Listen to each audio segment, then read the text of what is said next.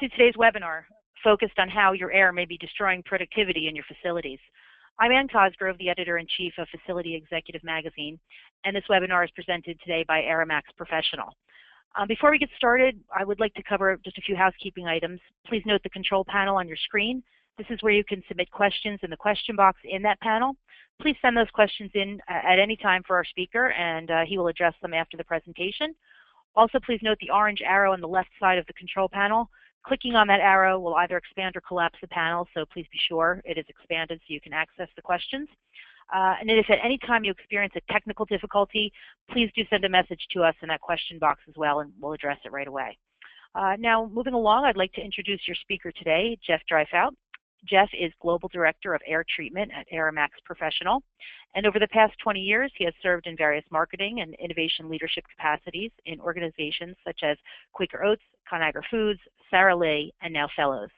An MBA graduate of Pepperdine University, Jeff also serves as an adjunct professor at his alma mater, Trinity Christian College. He also serves on the school's Business Advisory Council. Now, before we jump into the presentation, we have a poll question to kick it off. So please take a moment to cast your vote and read through that. And the question is, does your facility currently utilize air purification to clean the indoor air? So please yes, no, or if you're not sure, please choose that. We'll just wait a few moments while everyone casts their vote.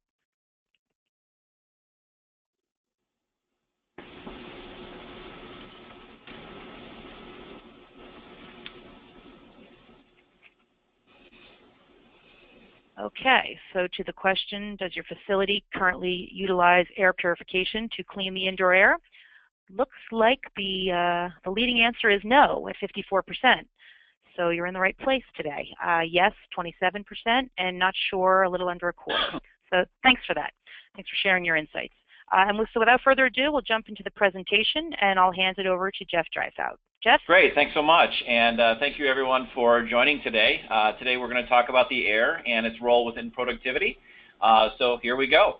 One of the things that I hear a lot is that I don't think that much about the air. I think my air is usually pretty good, and you know, if something doesn't smell, then I don't really think about it that much.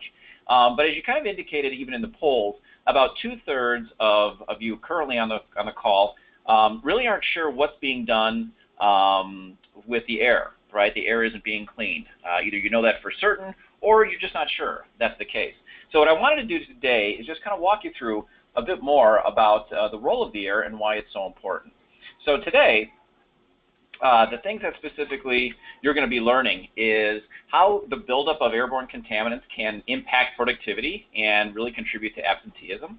So it's that connectivity between air and productivity that maybe you haven't thought about, so hopefully that's some new information here. What are some common drivers of poor indoor air quality? So kind of knowing what's the cause is the first step in order to specifically address cleaner indoor air. And what are some solutions to maximize those productivity versus clean indoor air? So these are the three basic things that we want to walk through today. So with that, let's first get into why in the world are we even thinking about air and kind of reflecting upon its importance and its role within your specific facility. Well, first and foremost, indoor air quality is one of those few things in the facility that absolutely impacts everybody. Anyone that walks into the facility, be it your employees, a student, a guest, a vendor, whomever, they are assessing and they are consuming the indoor air that your facility is providing. So that can be a very good thing, or it can be a very bad thing, depending on the quality of that air. So again, this is something that's very universal. It's very relevant for anyone that, quite frankly, breathes. And so that's why we wanted to really start out with it's really important and impacts everybody. And so to kind of really nail that, bring home that idea is that as we think about things that we consume every day, let's just put that a bit into context. So in terms of what we put into our body, so water, right? Americans basically drink about 2.5 cups on average a day of water, right? What are the other pieces? So food. We basically eat on average 5 pounds of food a day, breakfast, lunch, dinner, snacks, all that good stuff. Maybe around the holidays that might be even a little bit more. So you think about those basic things, the basic food and water and now air. how much daily consumption we have of air, and it's pretty astounding. We actually take in 3,000 gallons of air per day. And so just to put into context, we put a lot of thought about the type of food, the type of drink that we consume and that we put into our body, right? We try to eat healthy. We try to eat things that aren't processed. We try to drink things that are good for us. And so the amount of time, effort, and money that we spend on doing that is pretty significant. And the reason why we do that is for our health, right? It's better for us. But when we think about the air, we don't really put that much thought into the amount of air, or the type of air that's being consumed and the quality of that air. And so that's not only true for ourselves, but also all of those that are in the facilities. And so, you know, that's why we're talking about it today, is anything that you're consuming or taking into your body has a direct correlation to wellness. And why specifically we want to talk about the air is that the indoor air, the air that is actually inside a building, is highly polluted. It is typically 2 to 5 times dirtier than outdoor air. And that's an interesting stat, because most of the press and most of the things that you'll hear is about outdoor air pollution, right? And so people find it interesting and really kind of striking that that indoor air is actually dirtier than the outdoor air. And the reason for that is, one, outdoor air makes its way into a facility, right? But then also, when you introduce people, you introduce machines, carpeting, anything, it gets trapped inside the building and stays within the building and circulates there. So it's very dirty. And why that's important is that we spend most of our time indoors. About 90% of the time within a day we spend indoors. Think about your own life, right? It's work, it's at home, maybe it's at school, at a restaurant, inside a facility, right? And many of those hours are actually in what we call a shared space. And that is a space where you're with other people, right? So when you're at work, you are sharing that space with other people. You're sharing restrooms, you're sharing conference rooms, you're sharing offices with other people. And so when you share, you're also sharing the air, right? So indoor air, highly polluted. We spend a lot of time in it. That's why we need to care about it.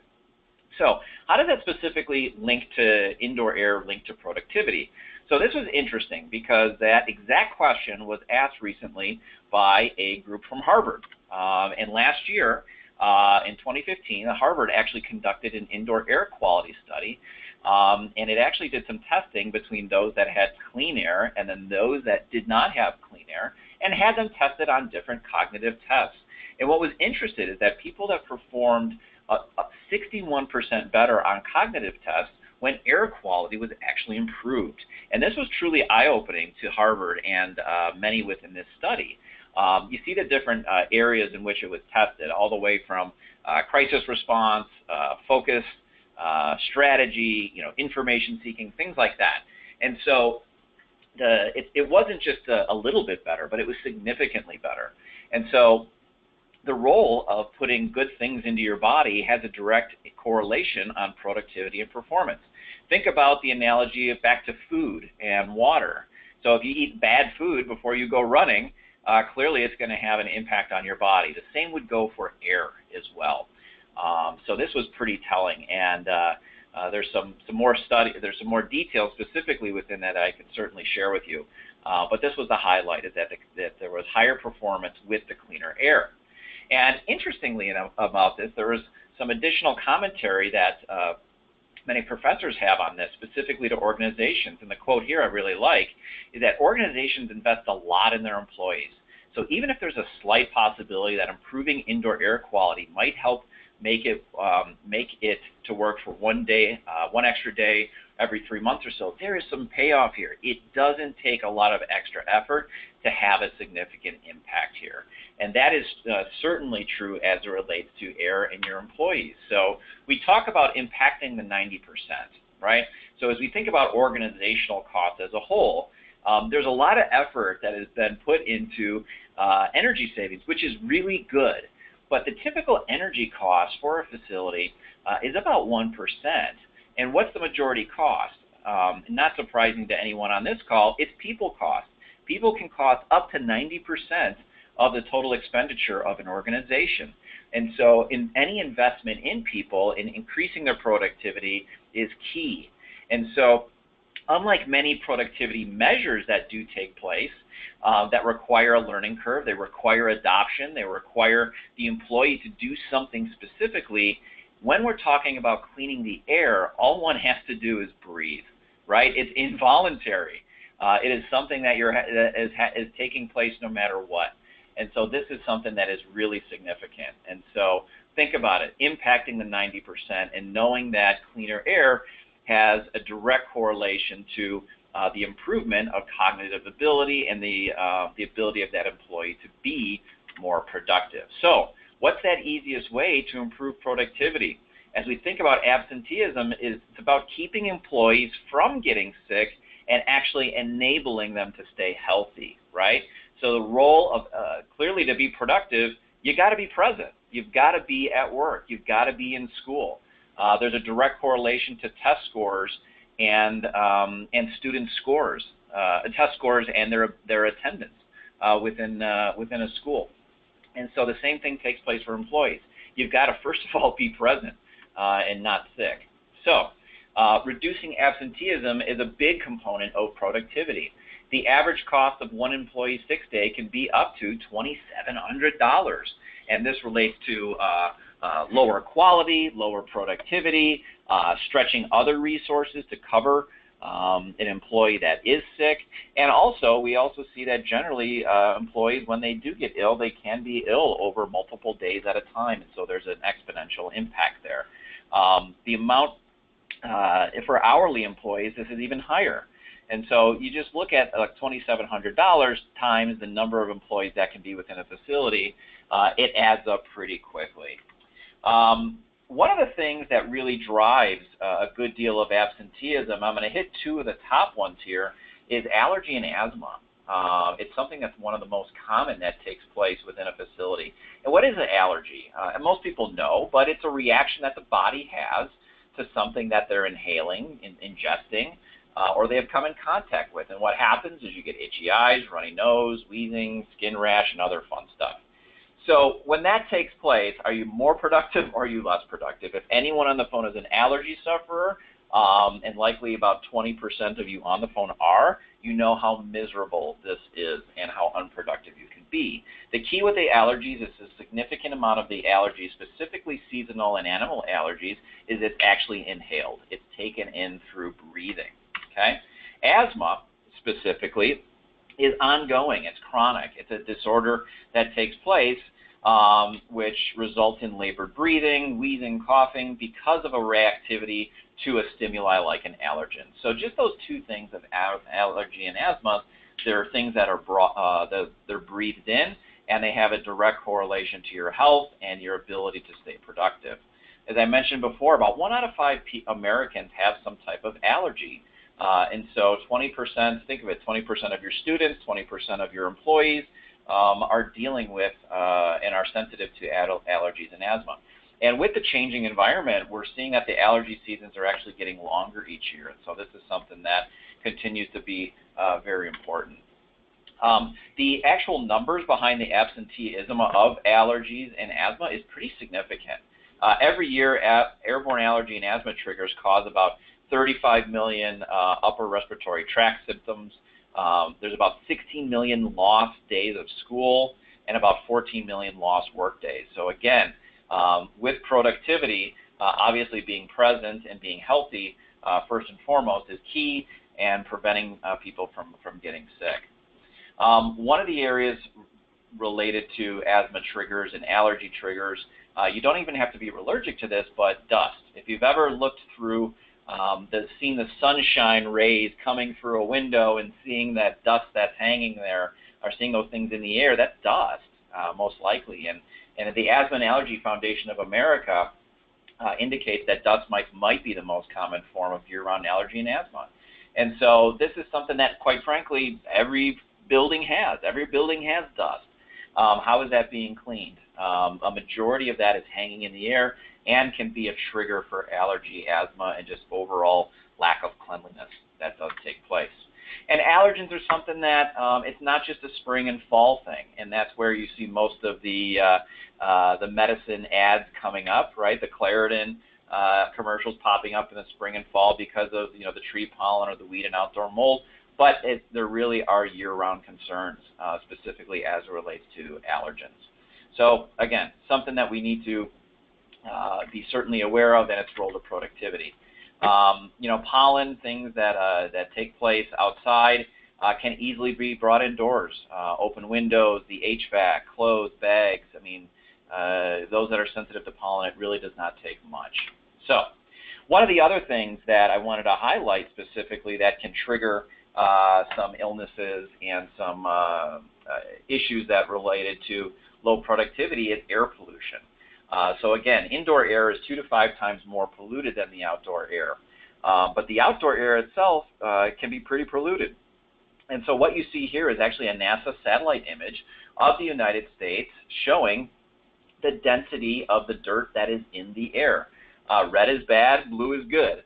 And so as you see here, a lot of the red and the yellow and the green or the teal that is out there is concentrated specifically around industrial areas, urban areas, but even geographical areas. If you look at California and the valley because of the topography there and the smog that gets trapped because of the landscape. So as you look at where you might fall within this, it's pretty significant. I'm in Chicago right now, and we're 2 to 3 times above what the World Health Organization deems as an acceptable level.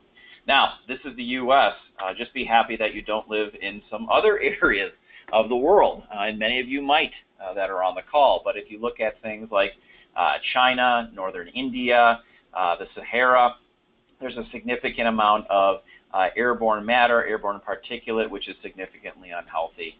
The northern China area is heavily driven by coal production and manufacturing that is up there, and is anywhere from 8 to 10 times the unhealthy level that's recommended. So again, what is outside makes its way inside specifically. So if you're dealing in an area that is high urban, high industrial, you are going to have air pollution making its way inside.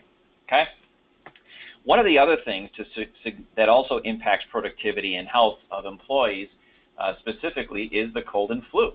And so with that, I believe, do we have a poll question up right now? Yes, we can put that up. Thanks, Jeff. Yes, so please do take time to cast your vote on this, or it might be a guess, or if you know it, then please put the right answer in of how effective was the flu shot last year. Do you think it was 19%, 32, 54, or 78? Please take a moment to, as I said, to take your guess, or if you know the answer, plug it in. Thank you.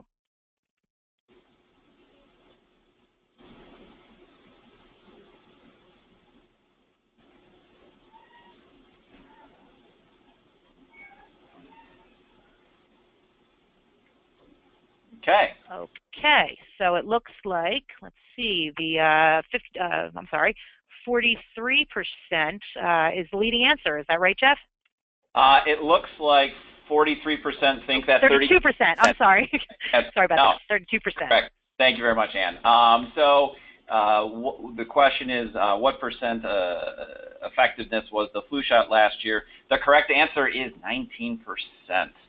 So for those that actually had decided to get the flu shot, 8 out of 10 of those flu shots did not work. And the reason for that specifically is because, as you always know, they are always guessing at what strain of the flu they are treating for in the previous year. But then in the past year, the flu strain had actually mutated. And so that guess was really, really wrong. And so, so that becomes a big issue. The flu shot is a very difficult solution to adjusting to the flu. And the cold and flu is big, right? So despite our best efforts, there's over 1 billion colds, and there's 60 million cases of the flu that happen all of the time. And what's interesting about that is the CDC, the Centers for Disease Control, track the amount of flu cases every year. And we know more about the flu than I think we've ever known in history, right? So, and we've got great solutions for it. So we've got a flu shot, which we try to have everyone take. We have hand sanitization to avoid, passing it on the surface or with hands. But what's interesting is the CDC tracks the flu, and the cases of the flu has not improved in 14 years. It has actually stayed the same, and in some cases it spiked pretty significantly. Well, how in the world can that be? We know more than ever, and educate our children on what to do. Well, what the CDC also says is that the air is more likely to transmit the flu than surfaces. So the Centers of Disease Control is saying that you're more likely to breathe in the influenza virus than you are from touching a surface and then bringing that to your eyes, your nose, your mouth. And so it is a respiratory disease. It is something that is small enough that can bypass our natural defense systems and causes us to be sick. So all the scrubbing that we do, all of the hand sanitization that we do, and all the flu shots have a place, certainly, but if we're breathing in the airborne influenza, we've got to be thinking about cleaning the air.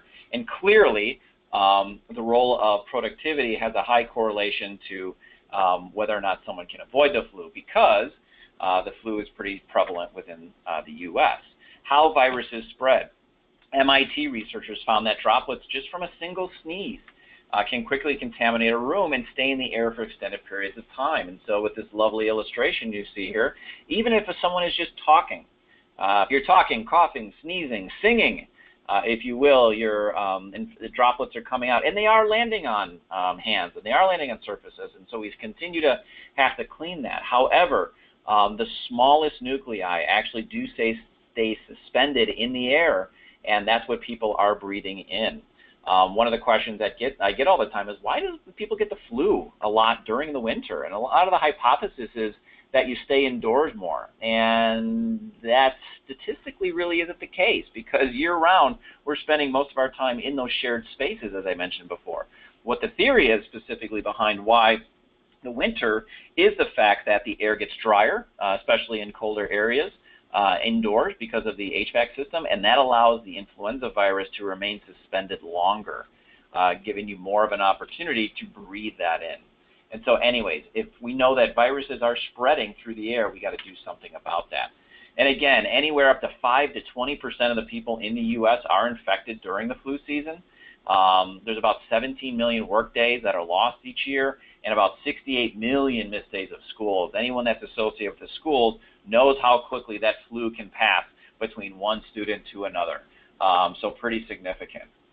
Some not so fun flu facts is that most people are most infectious directly before when those symptoms are kicking in.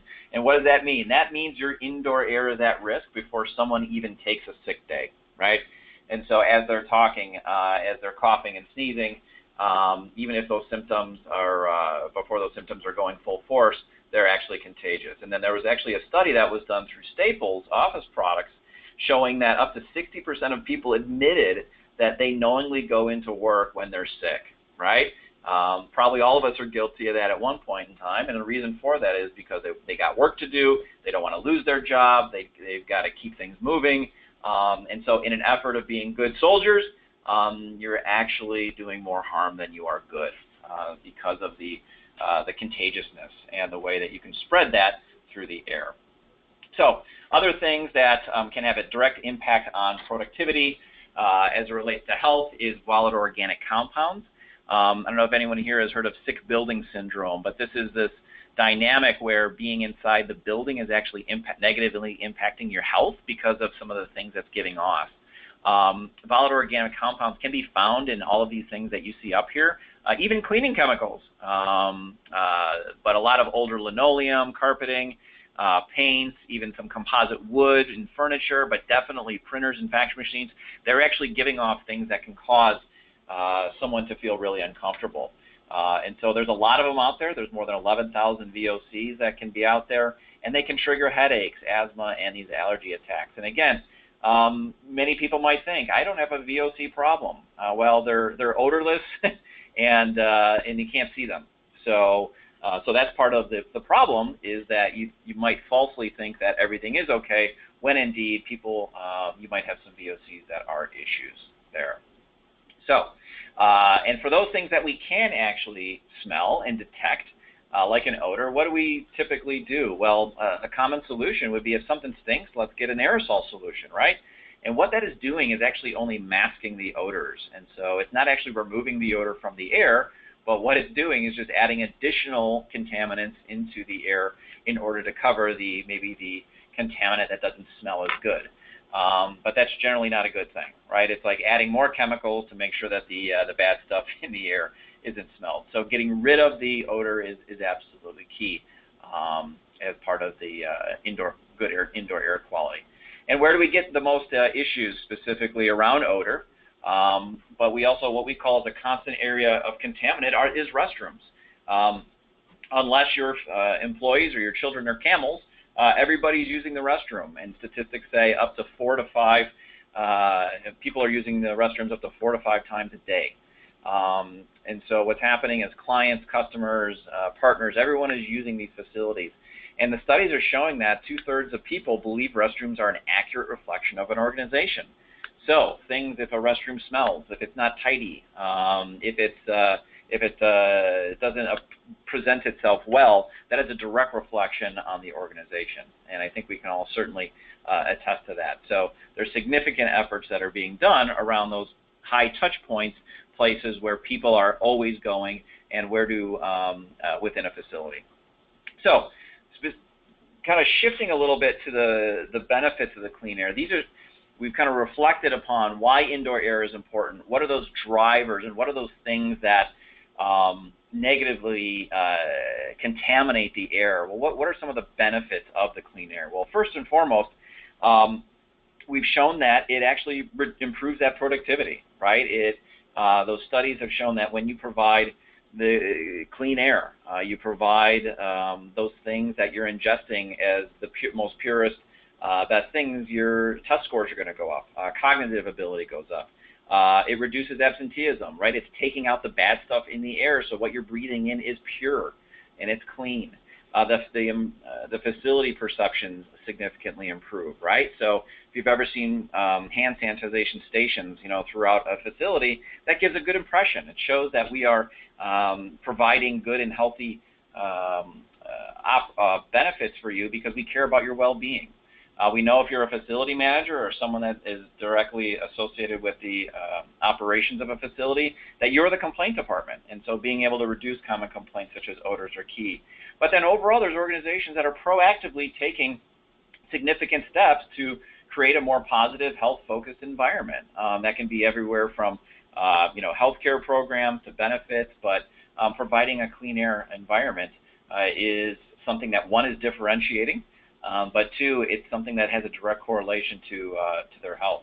So, as we mentioned before, the research shows that students and workers perform better in conditions with good indoor air quality, and a very similar study actually put a value to that. They found that improving the air quality can increase productivity, average value of about $6,500 a year. And what's in that $6,500? Well, certainly we know that almost $3,000 is lost when you're actually sick, but then if you can actually improve your performance overall, there's a dollar value on top of that as well. And so again, in the beauty of this, which I really love, is the employee doesn't have to do anything different. All they have to do is breathe in order to start generating these types of benefits. We know that improving indoor air quality can reduce absenteeism caused by allergies, asthma, and the flu. And one of the solutions I'm going to show you to address that has actually been proven from a third party in laboratory to actually capture the influenza virus and the H1N1 virus by 99% effectiveness. And so that's pretty significant. That's definitely better than the 19% flu shot that was mentioned earlier. Mentioned before, improving the facility perceptions is key, right? Clean and healthy facilities, they make a great impression. They help with attitude. They help with morale. And you know what? If you're not thinking that much about the air, likelihood is that your employees and your students aren't thinking that much about the air. Having air purification and solutions around that cleans the air helps raise that awareness of how to stay healthy, and also gives you a significant amount of credit because of the extra steps that you're taking to make a good impression within your facility and keep those that are in your facility healthy and happy. Okay, we want to reduce the complaint department, right? We want to reduce your email complaints that are coming in. We want to reduce your voicemails that are being left as it relates to complaints. Some of the feedback we get from facility managers that says the complaints I get related to the air is either temperature, right? It's either too hot or too cold, or that it stinks. And so, so those are very common complaints, and certainly cleaning the air can address that. So really, the benefits of clean air, and what we want you to leave with and really think about here is really how do we take clean to that next level and creating those cleaner environments. I would bet to say that most organizations and most on the phone right now are doing things such as already cleaning their hands, hand sanitization, messages and education around kids cleaning their hands, employees cleaning their hands as well, likelihood with maintenance and cleaning crews, and a lot of effort that's done to clean high surface touch points, door handles, surfaces, telephones, things like that. And what we'd say is those are all great things, and we know that viruses and germs can certainly land on hands and surfaces, but we really got to add the third leg of that stool, which is all about clean air. As I mentioned before, the rate of influenza has not declined over the last 14 years, and I would argue that it's because we're not, most organizations are not on board yet, and it's emerging significantly about cleaning the air. And so the ability, if the CDC is saying that the number one reason how you're getting the flu is breathing it in, cleaning the air and capturing that flu is definitely the way to go. So how to effectively clean the air? First and foremost, as we say, take a look at some of the efforts that you've got within your organization. The cleaning green is key, so getting rid of anything that might have VOCs in it. Another item to note is if there's any remodeling that you're doing right now, making sure that all of the equipment, the carpeting, the flooring, the materials that are all VOC free, and I'm sure that you guys are doing that, but that is a direct correlation to productivity as well. And a lot of things we hear is, well, you know what, I haven't thought that much about the air, but I got an HVAC system. That HVAC system, is taking care of the cleanliness of my air. Well, HVACs are certainly designed primarily for temperature control, and it's really meant to, keep things warm, keep things cool, and actually keep air moving. It's not about cleaning the air and removing the contaminants within the air. It's kind of, ASHRAE actually came out with a whole white paper that talked about how HVAC systems are actually carriers to a lot of viruses and germs, because someone sneezes in one room and then the HVAC will take that up and disperse that into different parts of the organization. So really not designed to clean the air. And so really air purification is needed to improve those indoor air quality in those problem areas. And that could be a really elegant and complementary solution to the HVAC. It's not about replacing your whole HVAC system at all, but it's about where are those shared areas and shared spaces that you need it the most. So one of the things that we are rolling out right now as a way to clean the air is AeraMax Commercial Air Purifiers. These are air purifiers that have just recently been launched in this past year. These are commercial grade air purifiers that are meant to go up on walls and then hardwired in or plugged in to the electric, and they remove 99.9% of allergens, viruses, dust, mold, VOCs and odors. And what we're doing is we're using true HEPA filter technology, which is hospital-like HEPA technology to capture those smaller particulates. We reduce odors and VOCs using activated carbon filtration, where those carbons and VOCs are absorbed into it. And the great thing about this is that we built this with smart technology in a way where it is always measuring, monitoring the occupancy of your room and the air quality within the room, and then increasing or decreasing its performance accordingly. So as a facility manager, it is set it and forget it. And so it's 24/7 constant cleaning, and there's various sizes that take place that we've got. Individual units can go up to 1,400 square feet, and multiple units can certainly be put into larger rooms. So the line of AeraMax Professional that we offer, again, these are designed for shared spaces, so they're highly durable, have significantly more filter technology than you would find in some more smaller personal items. But we've got smaller units from an AM2, which goes up to 300 square feet, all the way up to an AM3, which goes up to 1,400 square feet. So just a quick highlight of kind of what's inside. It's 4-level filtration. It has a pre-filter which captures the bigger particles. Then it also has carbon filtration, as I mentioned earlier. It absorbs the odors and VOCs. The true HEPA hospital-like filtration traps 99.97% of any airborne pollutants down to 0.3 microns. And by the way, 0.3 microns is down to that virus size level. It's also treated with antimicrobial. And then we also have an optional bipolar ionizer, which what it does is electrically charges their particles to enhance the filtration. So basically allows even more effective cleaning. So a high level of filtration here. These filters only need to be replaced once a year at a very low cost. The cost of the operation of the units from electric standpoint, we've estimated at being about $10 to $12 a year of electricity, which is really nothing. Many people ask to say, well, prove how it works. So what we actually have here is a measurement that we've done. This was actually in a fitness center in a hotel, and we measured the we use a particle counter to actually measure the amount of dirtiness or the amount of particles that are in the air. And again, this is down to the virus level. So with every breath, someone in that room was taking in 25,000 particles down to that 0.3 level. And so when we turned on the AeraMax and put that in there, we saw within only 30 minutes a 70% reduction in airborne particles. And I'll tell you, we've replicated this measurement over and over and over again with all the different facilities that we go to. So think about the ability to reduce by 70% the amount of flu that's in the air, the amount of allergens that are in the air, the amount of dust that is in the air. All those things that can be inhaled is pretty meaningful and pretty significant. And the beauty about it is, because of the technology that we've got built into there, it's always working. So it'll always be constantly cleaning when it needs to based on the environment. And so we're really happy to provide that level of cleanliness for our clients and our customers. Why air purification? It's specifically air purification removes rather than redistributes the vast majority of airborne pollutants. And so again, it captures the things like allergies, germs, viruses, capturing the flu virus, so it doesn't, you're not inhaling it, so you're not bringing it in. What that does also, it allows you to do things like not have to take as much medicine, right? So if you're capturing it, the effectiveness is going to be significantly higher than getting that flu shot, right? So let's stop the flu before you're even inhaling it, okay?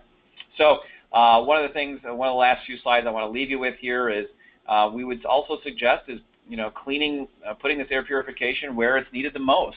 What you see here is actually a computer rendering of some modeling that we've done of a women's restroom. And this women's restroom has 6 toilets, and 6 toilets are being flushed. And what you see is the parts per million of the toilet, the plume that is coming out of the toilet. Yes, that is a word, a toilet plume. But when you're in public spaces, generally the toilets do not have seat covers, right? So whatever goes in the toilet and then gets flushed does make its way dispersed into the air, and that's what you see here. It makes its way up and over the stalls, and then if someone is entering in the stall after someone else is leaving, that's what you're breathing in. We actually modeled this with our filtration, and what you see here is that when you put the AeraMax Pro specifically over those stalls, it's capturing and cleaning the air immediately and providing pure and cleaner air into that facility. So again, keeping people healthy, keeping the odor down, and keeping a clean environment are some of the benefits there. So with that, what we would suggest is that clean where it's needed the most, right? Where is it that people within your building are gathering the most? This can be things like conference rooms or lobbies. Certainly restrooms, as we mentioned earlier, is where everyone is going. One of the biggest verticals that that has adopted AeraMax Pro is actually schools. Schools is where kids gather in very tight quarters, and there's more people per square foot than any other building in the U.S. And so again, the younger you get with classes, the more likely they're going to be spreading the germs because they're not conscious of keeping germs and things to themselves. Locker rooms, cafeterias, things of that nature. These are all great places and where we've seen these units being installed. So that's what I have here, guys. Hopefully you found this very interesting and understand a little bit more now about the role of indoor air and how that can specifically correlate back to productivity. And a couple of things that I'll just kind of reinforce there is the ability to, just by cleaning the air, is helping people perform better.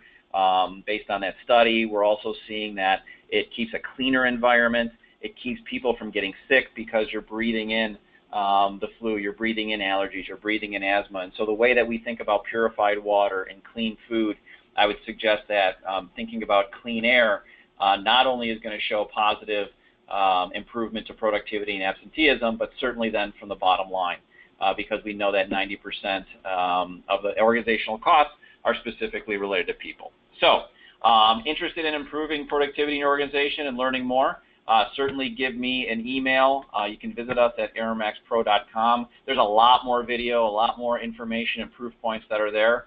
And we'd love to come over to your facility, do some measurements, and just kind of help you understand how we might be able to help. So with that, I will turn it back over and appreciate your time. I believe this is some Q&A time. Is that correct, Ann? Yes, you're right. Thanks, Jeff. Thank you very much for the presentation and to our attendees. Yeah, we do have a number of questions that have come in, and we have until 3 o'clock to address those, 3 Eastern to address those. So first I'll start kind of with a basic that has come through. How do I measure the air quality in my buildings, and what is the method to determine that it's improved, with your system? How does that process work? Yeah, that's a good question. As I mentioned as I showed you in the last few slides, germs, allergens, things like that, they're invisible, right? And they're odorless. So we just, by our own senses, we're not able to detect how much we've improved it. So what we actually use is a particle counter, as I showed before, from that fitness center. And what it'll do is we'll go into your facility, we'll just turn on the particle counter, and it'll give you an immediate count. It'll suck in the air, and it'll give you an immediate count of how much particles and at which size they are. So the smaller the particle, generally those are the ones that are the more dangerous, that can bypass your human defense systems, such as the virus and cold and things like that. And so we can measure that, and then we can also show how, when we turn AeraMax Pro on, how effective that will be at reducing and cleaning all of those particles out of the air, like I showed you in that graph chart. So that would be our recommendation, is to how to measure and assess that it's working. Thanks, Jeff. And then you had mentioned the effects of aerosols during the presentation. So what about portable air purifiers, oil diffusers, etc.? Do you have any comment on other sources of perhaps bad air that you've encountered? Yeah, the oil diffusers are one that certainly are very on trend, if you will. A lot more people are having those. And what's happening, though, is those are giving off particles. They're giving off VOCs. That's what you smell with the fragrances, and people are inhaling that. And especially those that are asthma and allergy sensitive, those are what we call triggers.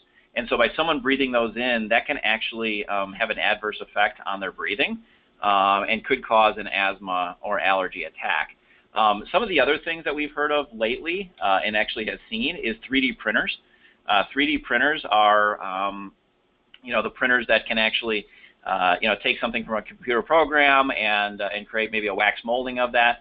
But those are actually notorious for giving off really small, finite pieces of plastic in the air. And given kind of the popularity of those, it's something that a lot of schools are now becoming aware of as well. So there's a lot of those types of things that you don't really think about. You think you're doing good with some of those aerosols, but in fact, we recommend getting rid of the issue rather than trying to cover it up. Thanks. And along those lines, we did have 2 questions about what about carbon monoxide? Is that impacted with the system? And carbon dioxide? Are either of those involved here? Yeah, what we would say is the biggest thing you want to do, first and foremost, is you want to get rid of the core issue, right? So if you've got some pretty significant things like radon or asbestos, get rid of it, right? Don't just try purifying it. Get rid of the source. It's kind of the analogy of, if your basement's leaking, don't just put buckets downstairs, fix the leak, right? So we'd say get rid of the primary source first and foremost. And so for anything really dangerous like that, we'd say you want to get that out of your house immediately. Air purification is really meant to clean the air that is in the building already and make sure that's pure. So for anything significant like that, we would say get rid of it immediately. Then the second solution would be air purification. Great, thank you. And now we're moving along to the operation and the maintenance of the AeraMax Professional. One, what is the power requirement for the devices? And then, well, I'll leave it at that. What is the power requirement for the devices? You had mentioned installation at one point. Yeah, it taps into your existing electric, into the 120s that you can have there. The wall-mounted ones are designed to be hardwired, so it's easy just to kind of tap into your existing electrics that's there. It allows you tremendous flexibility where you can put this anywhere within a facility that doesn't have to be next to an outlet. And so that's the requirement there. So no new types of electricity that need to be brought in. Just we got to hook that up. We do have stand units which go on the floor and then can go into a regular plug. And as I mentioned before, because of the technology we've got built in here, we've got high efficiency motors. That the cost of running these ongoing, literally 24/7, is like $10 to $12. So pretty good. Thanks, Jeff. And along the maintenance issue, is there a protocol for removing the filters to keep from releasing the captured particles? Yeah, as I mentioned before, we suggest, based on an average environment, that you're going to have to replace the filters about once a year. And so in terms of removing them, we certainly do not recommend vacuuming them. As many other brands say, hey, you don't have to replace a filter, just vacuum up our existing filters. That is actually something you definitely don't want to do, because that filter's been got a year of viruses and germs and dust, and by vacuuming it, you're just going to disperse that back into the air. What you do is you just turn off the unit. You can put it into a plastic bag. It's not a biohazard or anything like that. It can go away and qualifies for just being put in the regular trash, and then a new one is slipped in. So the whole process should take about 30 seconds. Great. So in high moisture environments, showers and locker rooms, for example, yeah, does air purification reduce mold growth? Yeah, the one thing you got to think about with high moisture environments is, the relative humidity of a room. Anytime that I think you're getting over about 60 or 65%, if you're constantly at 70 or 80% always, you're going to have mold growth. And so you're going to have to get rid of the source. You're going to have to get better venting that is taking place. But anytime where you're getting maybe just spikes of that moisture, like in a shower, where it might happen once a day or something like that, these work fine. These work great. And so this actually does capture the mold out of the air, and does prohibit the mold growth. So we do have these in many locker rooms in high schools, not only for smell, as you can imagine, but certainly to prohibit the mold growth.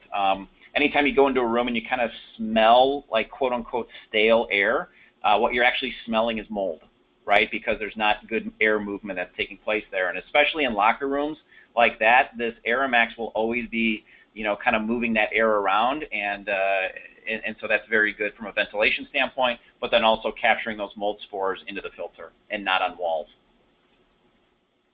Great, thank you. So then about installation and for effectiveness, you had mentioned shared spaces is where this specific type of air purification may be best. So can you just mention how the AeraMax Professional units need to be installed in terms of, maybe an example or two of settings that you've put them in, and how many, I guess, for example, in a 1,000 square foot office or something? Yeah. So like places that these been installed very frequently is in classrooms. Let's take education. It's been in classrooms, nurses' stations, actually administrative offices. In a medical setting, it's been in like doctor's offices where people are actively walking in sick, into the lobbies, even examination rooms. But which one you choose, as I mentioned before, there's an AM2, 3, and a 4. It's depending on room size. So the smaller rooms, like a smaller examination room, you'd use like the AeraMax 2.